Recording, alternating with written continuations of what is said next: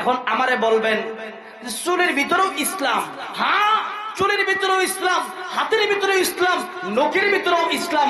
আপনার ইসলাম এমন কোন জায়গা নাই যেই জায়গায় ইসলাম নাই, এমন কোন জায়গা নাই যেই জায়গায় ইবাদত নাই।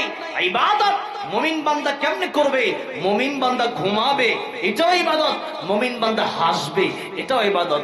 মুমিন বান্দা কাঁদবে, এটাও ইবাদত। মুমিন বান্দা কাউকে সম্মান করবে, এটাও ইবাদত। মুমিন বান্দা কাউকে অসম্মান করবে, এটাও ইবাদত। মুমিন বান্দা মসজিদে যাবে, এটা যেমন ইবাদত। মুমিন বান্দা টয়লেটে যাবে, এটাও তার ইবাদত। টয়লেটে ঢুকবেন তো আপনি দোয়া পরে ঢুকেন, আপনি টয়লেট থেকে বের হবেন আপনি দোয়া পরে বের হন। আল্লাহুম্মা ইন্নী আউযু বিকা মিনাল খুবসি ওয়াল খাবাইস, দোয়া পরে আপনি টয়লেটে যান।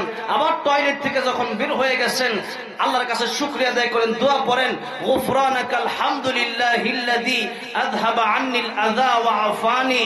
আপনি দোয়া পড়েন। আপনি মোটর সাইকেলে উঠছেন তো মোটর সাইকেলে আপনি যে উঠছেন এখানেও আপনার ইবাদত হবে। ইবাদত কখন হবে?